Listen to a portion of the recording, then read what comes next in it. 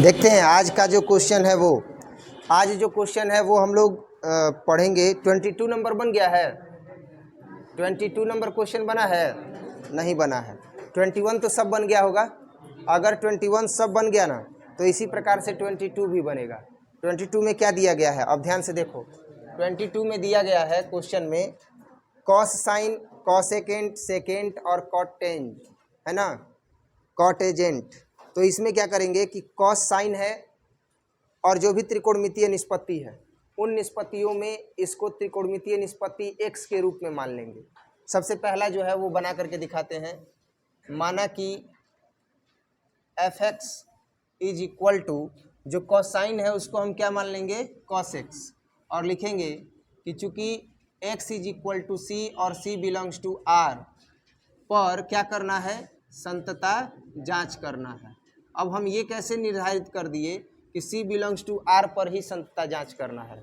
ऐसा इसलिए निर्धारित कर दिए कि अगर फलन दिया हुआ है और कोई बिंदु नहीं दिया गया है तो हम क्या करते हैं, समस्त बिंदुओं पर ही संतता के मान की जांच करते हैं।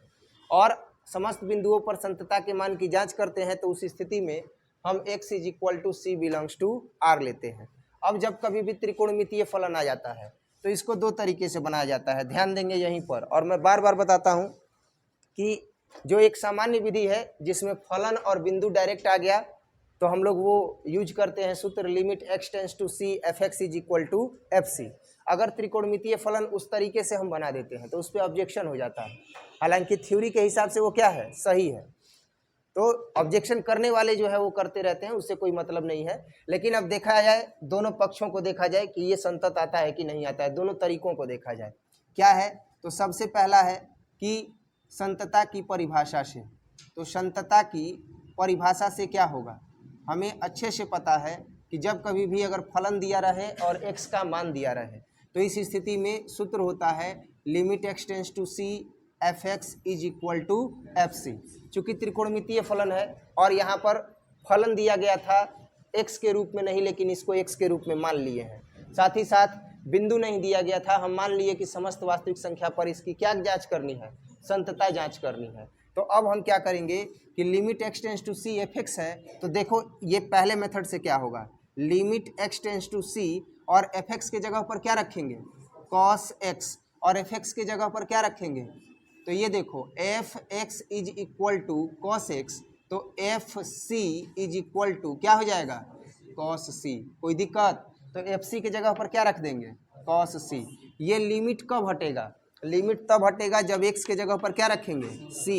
तो cos c is equal to क्या आ गया, cos c। तो क्या लिखेंगे, चूंकि LHS is equal to RHS, या इसी को लिखा जाता है LHL is equal to RHL।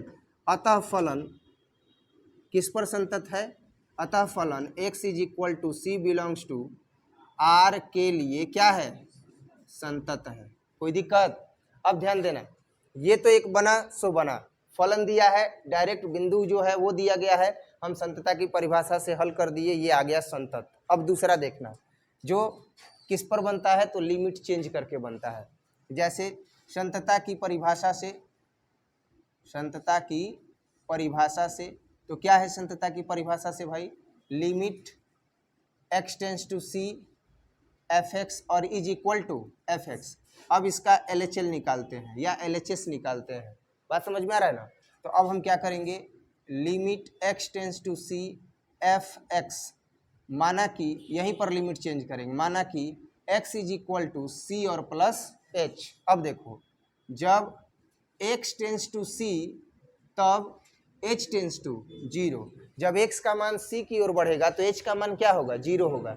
अब आप खुद सोचो इसका मतलब क्या हुआ, जब x का मान c आने को होगा तो h का मान 0 ही ना होगा, तभी ना c प्लस 0 कर देंगे तो x इज इक्वल टू क्या आ जाएगा, c आ जाएगा। इसका मतलब क्या कि x अगर c की ओर बढ़ रहा है तो h किधर बढ़ेगा, 0 की ओर बढ़ेगा। समझ में आ रहा है ना। अब देखो अब हम क्या करेंगे, अब हम यहाँ पर fx का मान रखेंगे, लेकिन अब ये लिमिट चेंज हो जाएगा। तो लिमिट क्या हो जाएगा, limit h tends to 0, fx के जगह पर अब क्या हो जाएगा, cos x है ना, तो ये हो जाएगा cos, x के जगह पर क्या हो जाएगा, c प्लस h। ध्यान देना लिमिट h टेंस टू 0 है तो cos c प्लस एच है। तो अब पता है यहाँ पर क्या, यहाँ भी दो तरीके से बनता है, बताए थे ना कल। एक क्या हो गया, cos a प्लस बी का फॉर्मूला लगा देंगे, तो जो लॉन्ग टाइप में बनाने वाले हैं स्टूडेंट्स, तो वो कहते हैं कि वो वही सही है। हमको क्या करना है भाई, हमको तो c प्लस एच में चेंज कर दिए, h का मान डायरेक्ट नहीं रख देंगे, तभी तो मान वही आएगा। बात समझ रहे हो ना हम कहना क्या चाह रहे हैं, कल दिखाए थे, कल के वीडियो में भी जा करके देखना है, कल जो है वो कंसेप्ट समझाए थे, एक एक्सपेंडेड फॉर्म में बताए थे, और एक जो है वो केवल c प्लस एच करके h के जगह पर क्या रख दिए थे, h के जगह पर 0 रख दिए थे, तो भी वैल्यू क्या आया था, वही आया था कि नहीं आया था। अब यहाँ पर भी अगर आपको एक्सपेंडेड फॉर्म में लिखना है तो cos a प्लस बी का फॉर्मूला लगाइए और h के जगह पर क्या रखिए, 0 रखिए। अदरवाइज आप क्या कर सकते हो, तो आप यहाँ पर रखोगे cos c, तो ये हो गया c, अब प्लस h के जगह पर जैसे ही 0 रखेंगे तो लिमिट हट जाएगा। अब क्या आ जाएगा cos c, तो ये मान किसका हो जाएगा, LHL का हो जाएगा। अब किसका हमें मान चाहिए, RHL मतलब RHS, तो ये क्या है fx, तो fx है तो fx नहीं रहेगा, ये क्या रहेगा fc रहेगा। अब देखना, तो fc कैसे निकलेगा, fc निकलेगा जब हम fx नोट करेंगे, तो fx क्या है cos x, fx क्या है cos x, और हमें चाहिए fc, तो ये क्या हो जाएगा cos c। अब ध्यान देना, अब ये क्या हो जाएगा, fc का वैल्यू cos c, तो क्या लिखेंगे, चूंकि LHL is equal to RHL, अतः फलन किस पर है, x is equal to c belongs to r पर क्या है, संतत है। अब यहाँ वाला जो एक फॉर्म बता रहे थे कि इसको एक्सपेंडेड फॉर्म में लिखेंगे, समझ में आ रहा है ना, कल फॉर्मूला बताए थे ना cos a प्लस बी का, और उसी पर एक्सपेंड करके और एक h का मान क्या कर दिए थे, रख दिए थे। अगर आपको वैसे बनाना है आप वैसे भी बना लीजिएगा। अब अभी मैंने बताया कोसाइन वाला cos x मान करके, वैसे ही जो दूसरा है अन्य त्रिकोणमिति निष्पत्ति दिया हुआ क्वेश्चन नंबर 22 में, वो आप बना लोगे ना, बना लेना। इसके बाद फिर अगला क्वेश्चन देखते हैं, नोट किया जाए। 26 नंबर क्वेश्चन जो है वो अब हम लोग देखेंगे, देना जरा वो मिटाने के लिए। 26 नंबर क्वेश्चन जो है वो हम लोग देखेंगे, 26 नंबर का आंसर नहीं आया था।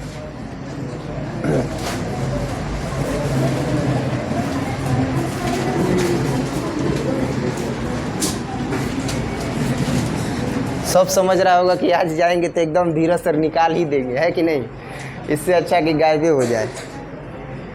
देखते हैं,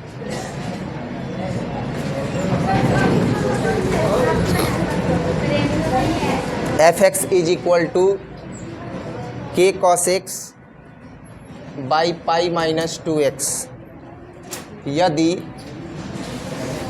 x is not equal to pi by 2, और दूसरा वैल्यू है 3 यदि x is equal to pi by 2।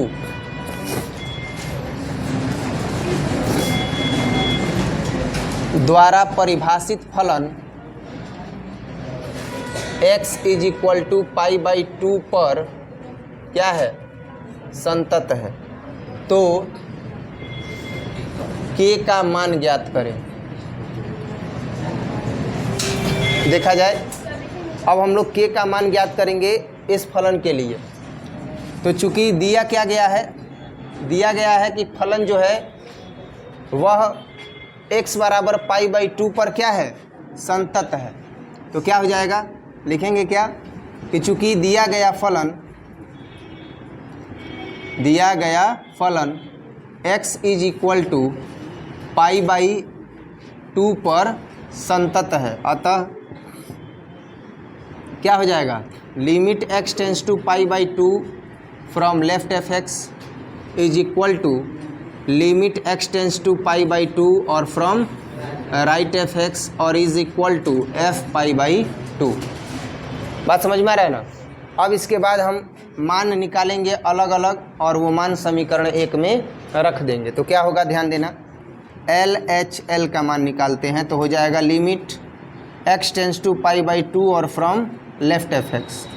तो अगर लेफ्ट यानी पाई बाई 2 से लेस देन लें, ग्रेटर देन लें, तो इस स्थिति में फलन क्या लिया जाएगा, यही लिया जाएगा। तो क्या हो जाएगा, ये हो जाएगा k cos x और बाई पाई माइनस 2x। चूँकि मान लेंगे, माना कि x is equal to pi by 2 और प्लस h, जब x tends to pi by 2 होगा तब h टेंस टू क्या होगा, 0 होगा। अगर नहीं समझ में आ रहा है तो यहाँ देखो, जब x टेंस टू क्या होगा, π/2, तब h टेंस टू क्या होना चाहिए, 0। तो देखो क्या हो जाएगा, इसलिए LHL में ही देखते हैं तो हमें मिलता है लिमिट, अब क्या हो जाएगा, h टेंस टू 0 कन्वर्ट हो जाएगा ना, चेंज हो जाएगा। तो लिमिट h टेंस टू 0 है, तो ये हो गया k cos, और x के जगह पर क्या लिखेंगे, तो x के जगह पर अब लिखेंगे π/2 और प्लस h। होगा कि नहीं होगा, अब ध्यान देना। अब यहाँ पर क्या आ गया, पाई और माइनस 2x है ना, तो ये हो गया 2x के जगह पर क्या लिखेंगे, π/2 और प्लस h। तो ये हो गया limit h tends to 0 k cos 90 degree या प्लस थीटा बराबर माइनस साइन थीटा होता है ना, cos 90 डिग्री और प्लस थीटा बराबर माइनस साइन थीटा के जगह पर h, और बटे में क्या हो जाएगा, पाई, 2 से 2 कट जाएगा तो माइनस पाई और minus plus minus 2h cut जाएगा। तो अब क्या मिलेगा, देखो k, ये क्या हमें मिलेगा, limit h tends to 0 minus k sine h, और बटे में कितना बच गया, माइनस 2h, तो माइनस माइनस क्या हो जाएगा, कट जाएगा। अब क्या आ गया, k साइन h और बटा में 2h। अब हम क्या कर सकते हैं, तो k बटे में 2 को बाहर निकाल देंगे, और इस स्थिति में हमें क्या मिलेगा, तो लिमिट h टेंस टू 0 क्या मिलेगा, लिमिट h टेंस टू 0, और यहाँ हो जाएगा साइन h, और बटे में एक फॉर्मूला है, और वो फॉर्मूला क्या है, 11th क्लास का फॉर्मूला है, limit theta tends to 0 sine theta बटे में थीटा, तो मान कितना होता है, 1 होता है। वैसे ही limit h tends to 0 sine h बटे में h करेंगे तो इसका मान कितना हो जाएगा, 1 हो जाएगा। तो अब ये क्या हो जाएगा, k/2 और into 1 is equal to k/2। ये जो k/2 मिला है ये मान किसका है, LHL का है। अब मान हमको किसका चाहिए, RHL या MHL, MHL का, मिडिल हैंड लिमिट का। तो क्या हो जाएगा, लिमिट x टेंस टू π/2 और फ्रॉम राइट fx, बताए थे लेफ्ट fx हो या राइट fx हो, जब नॉट इक्वल टू दिया हुआ है तो फलन वही लिया जाएगा, है कि नहीं। तो अब क्या करेंगे, ध्यान देना, लिमिट x टेंस टू π/2 और fx के जगह पर क्या लिखेंगे, तो fx के जगह पर k cos x और बटे में पाई माइनस 2x। अब यहाँ पर हम लिमिट चेंज कर देंगे, जब या मान लेते हैं, माना कि x इज इक्वल टू कितना है, π/2 और प्लस h, तो लिखेंगे कि जब x टेंस टू π/2 तब h टेंस टू 0, होगा कि नहीं होगा। अब ध्यान देना, जब x टेंस टू π/2 तब h टेंस टू 0, तो MHL का मान कितना होगा, तो MHL का मान होगा लिमिट h टेंस टू 0, और k cos x है ना, तो k cos x के जगह पर क्या हो जाएगा, π/2 और प्लस h, और ये क्या हो जाएगा, पाई माइनस 2 और इंटू x के जगह पर π/2 और प्लस h।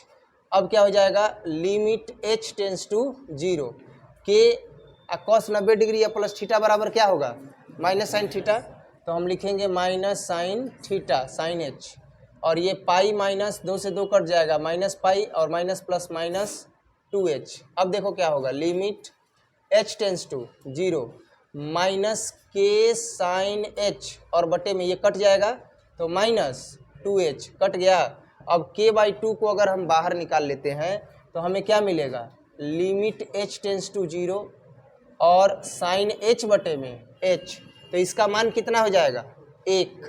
तो k/2 और into 1 is equal to k/2। ये किसका मान है, ये मान है MHL का। अब हमें क्या चाहिए, f/2। तो देखो चूंकि fx इज इक्वल टू, अब तो जो बराबर है वही नहीं लिया जाएगा, तो क्या है 3 है, तो हम यहाँ पर क्या लेंगे 3।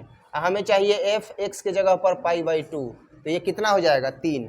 अब ये LHL MHL और RHL सबका मान कहाँ रखेंगे, समीकरण 1 में। तो रखते हैं, LHL का मान आया है k/2, MHL का मान आया है k/2, RHL का मान आया है 3। तुलना कर देंगे ना, तो k/2 इज इक्वल टू क्या हो जाएगा 3, तो इसलिए k is equal to 3 into 2, तो k इज इक्वल टू कितना आ गया, 6 आ गया। यही इसका क्या है, आंसर। समझ में आया? नोट किया जाए, इसके बाद फिर इसके आगे बताते हैं। जल्दी से नोट किया जाए, ठीक है। k का मान हम लोग ज्ञात करेंगे, तो k का मान ज्ञात करने के लिए पहले शर्त दे दिया है ना। शर्त क्या दिया है, शर्त दिया है कि ये जो फलन है वह x बराबर पाई पर क्या है, संतत है। तो x बराबर पाई पर संतत है, तो अब इसी पर संतता की जांच करेंगे। अब एक ही चीज़ बस याद होना चाहिए, और वो है पाई का मान। अगर पाई का मान याद रहेगा तो आप बना सकते हो, पाई का मान नहीं याद रहेगा तो क्वेश्चन नहीं बनेगा। अब इसमें टर्म आ रहा है cos x, तो cos 180 डिग्री का मान कितना होता है, कितना होता है, -1 होता है। तो cos 180 डिग्री का मान अगर नहीं याद है तो फिर कैसे बनेगा, बात समझ में आ रहा है ना। cos 180 डिग्री का मान अगर याद है तब तो बनेगा, नहीं याद है नहीं बनेगा। अब यहाँ पर नॉट इक्वल टू है ही नहीं, यहाँ पर है लेस देन और ग्रेटर देन। बिंदु दिया है एक ही, तो हम क्या लिखेंगे, लिखेंगे कि चूंकि दिया गया फलन किस पर संतत है, तो x इज इक्वल टू पाई पर संतत है। अतः इसका मतलब क्या हुआ, इसका मतलब हुआ कि limit x tends to pi from left F x is equal to limit x tends to pi from right f x और is equal to f pi. अब ये संतत है तो ये निकालना नहीं है, बल्कि मान निकाल करके समीकरण 1 में क्या कर देंगे, रख देंगे। तो अब इस स्थिति से क्या होगा, ध्यान देना, limit x tends to pi from left F X, तो limit x tends to pi from left F X जो है वो LHL है। तो क्या हो जाएगा, limit x tends to pi और लेफ्ट, तो पाई से छोटा मान x का क्या है, kx और +1। जहाँ x है वहाँ हम क्या रखेंगे, पाई रखेंगे, लिमिट यहाँ से कैंसिल हो जाएगा। तो क्या हो जाएगा, k इंटू पाई और +1, तो ये हो जाएगा पाई k और +1। ये है LHL, लेफ्ट हैंड लिमिट का वैल्यू। अब इसके बाद हमें मान किसका चाहिए, RHL का चाहिए। तो RHL का अगर वैल्यू चाहिए तो RHL का वैल्यू क्या है, तो RHL का वैल्यू हम लोग MHL का वैल्यू कैसे निकालेंगे, यही ना है MHL। तो हो जाएगा limit x tends to pi from right f x. अब इसको अगर हम हल करते हैं तो क्या हो जाएगा, ध्यान देना, limit x tends to pi from right f x, यानी पाई से बड़ा होना चाहिए मान, तो क्या है cos x, तो हम यहाँ क्या रखेंगे cos x। अब ये क्या हो जाएगा cos पाई का मान कितना हो जाएगा, -1, होगा कि नहीं होगा। अब इसके बाद हम लोग RHL का मान निकालेंगे। तो RHL का मान जो है वो f पाई निकालना है, तो हम लिखेंगे f पाई। तो सबसे पहले तो f(x) ज्ञात होना चाहिए ना, तो f(x) इज इक्वल टू क्या लिखेंगे, kx और +1। तो f pi is equal to क्या हो जाएगा, पाई k और +1। तो f pi is equal to हो जाएगा पाई k और +1। कोई दिक्कत। अब इसके बाद देखो, तीनों मानों को हम क्या करेंगे, समीकरण 1 में लिख देंगे, लिखेंगे इसलिए समीकरण 1 से। तो समीकरण 1 से क्या हो जाएगा, ध्यान देना, समीकरण 1 से मान आएगा pi k +1 is equal to -1 is equal to pi k और +1। अब क्या होगा, तो ये जो दोनों मान है वो हम इक्वल कर देंगे। पाई k और +1 इज इक्वल टू -1, तो pi k is equal to -1 है, +1 इधर जाएगा तो -1। ध्यान देना, pi k is equal to -2, then k is equal to -2/पाई। यही जो है इसका क्या हो जाएगा, आंसर हो जाएगा। कोई दिक्कत, समझने में कोई परेशानी, नोट किया जाए जल्दी से। इसके बाद फिर नेक्स्ट क्वेश्चन देखते हैं हम लोग, जल्दी से नोट किया जाए। नहीं, नेक्स्ट नहीं देखेंगे, बस आज के लिए इतना ही, इसके आगे हम लोग अगले क्लास में देखेंगे, ठीक है। नोट किया जाए।